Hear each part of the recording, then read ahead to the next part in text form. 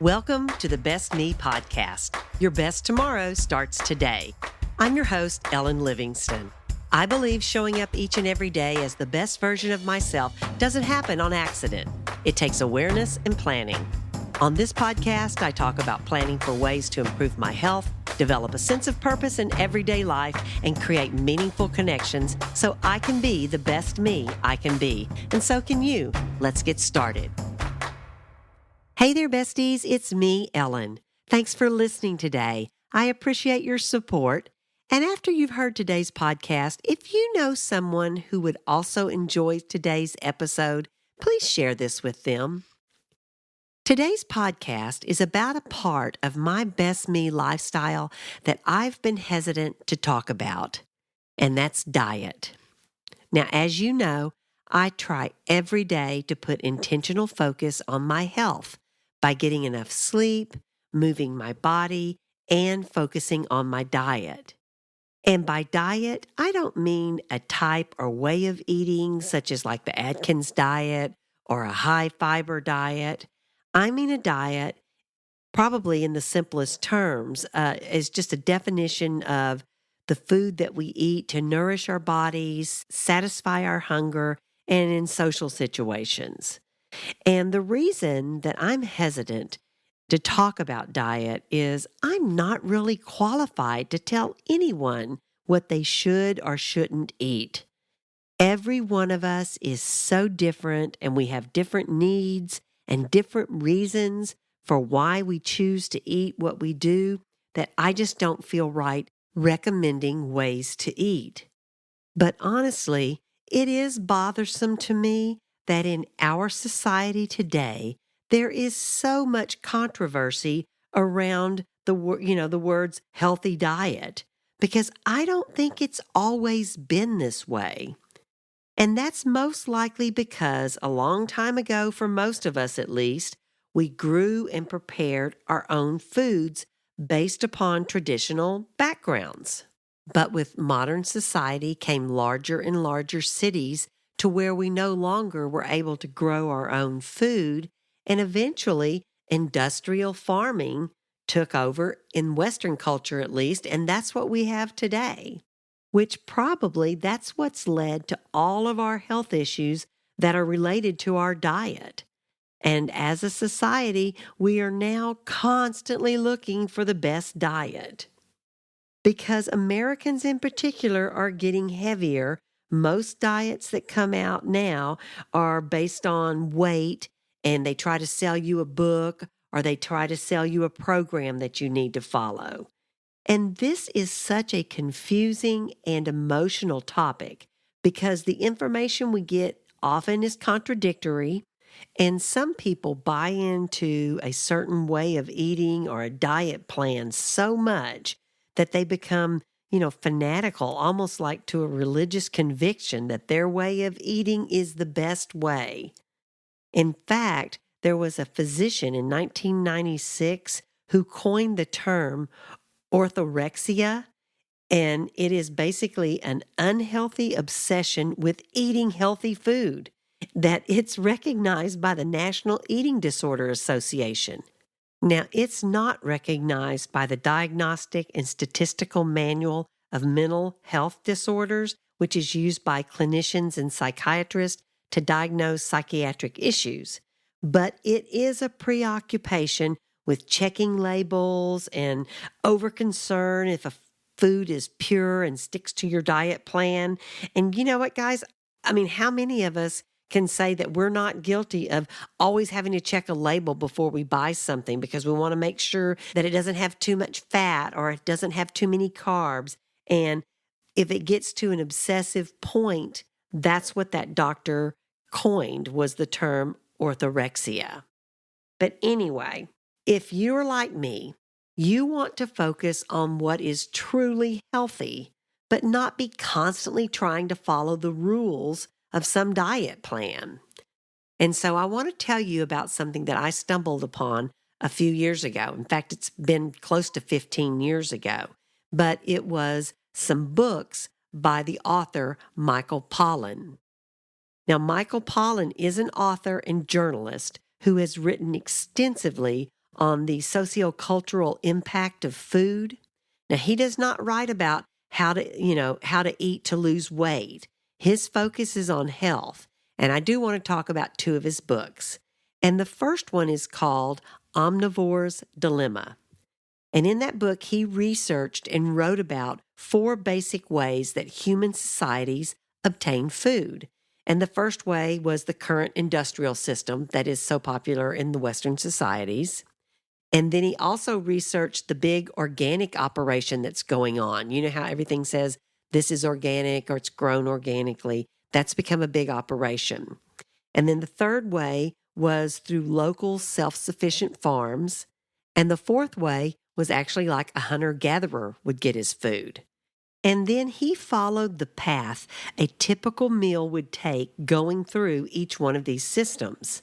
And I'm not going to go, through each one of them individually, but he discusses the pros and cons of getting your food like through the industrial system or through the organic system or through the self-sufficient farm system like that. But as you can probably guess, the worst one is what we have here in the United States, mostly the industrial system.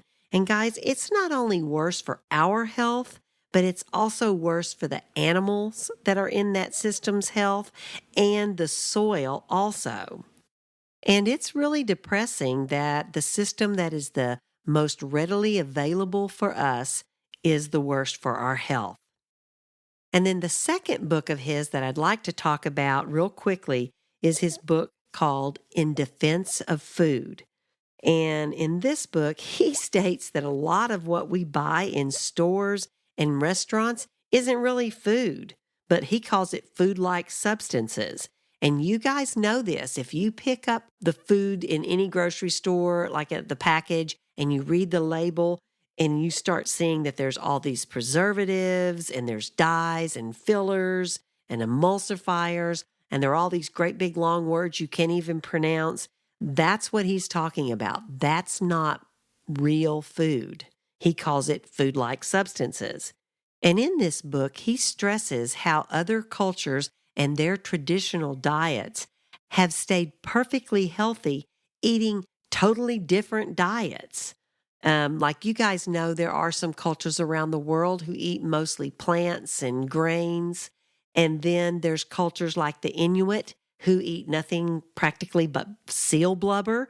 And then like the Maasai in Africa who eat mostly blood and meat.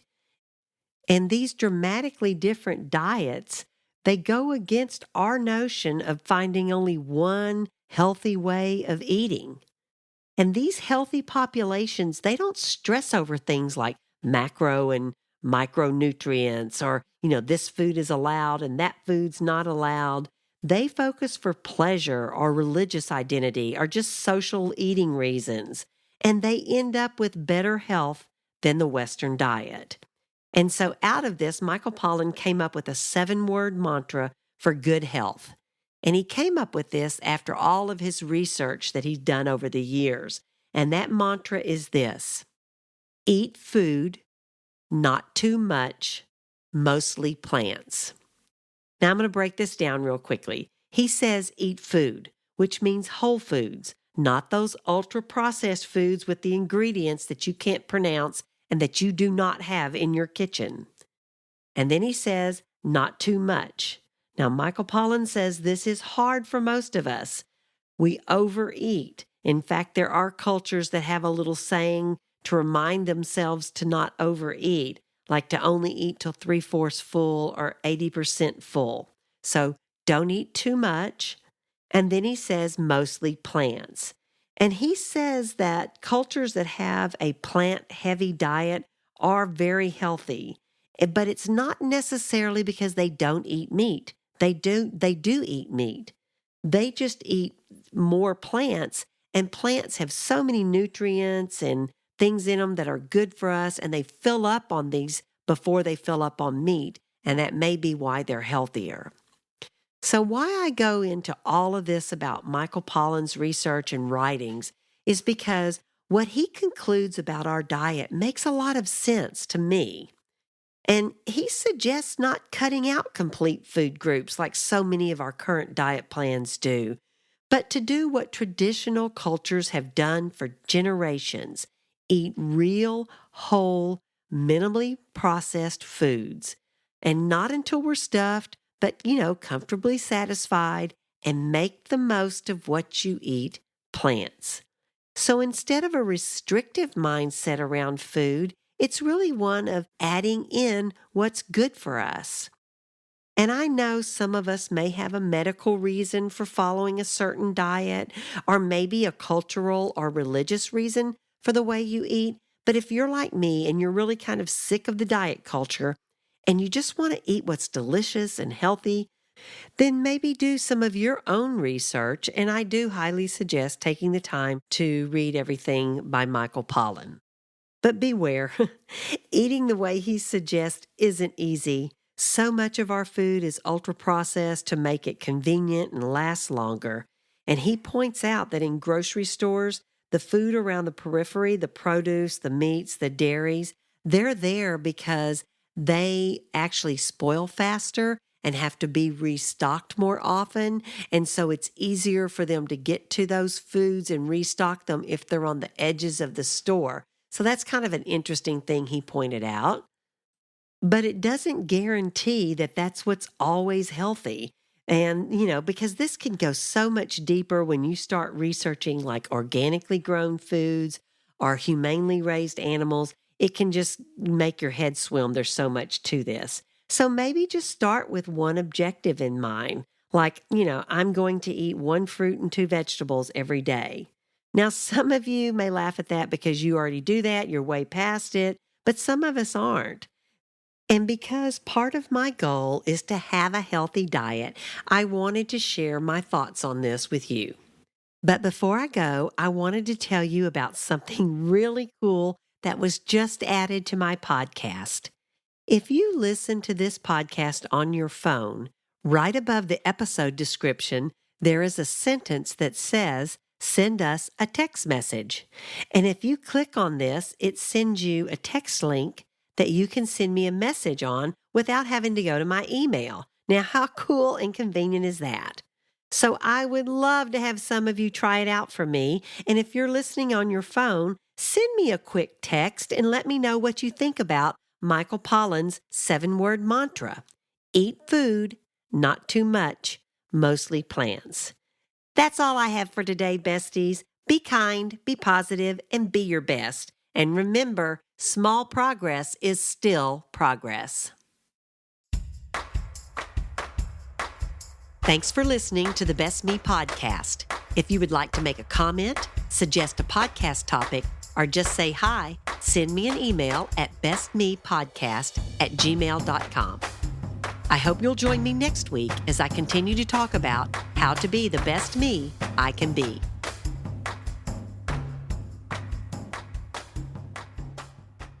This episode was edited by Adam Boatwright. If you need any help with music, audio and video editing, or digital arts, be sure and check him out at adamboatwright.com. That's ADAMBOATRIGHT.com.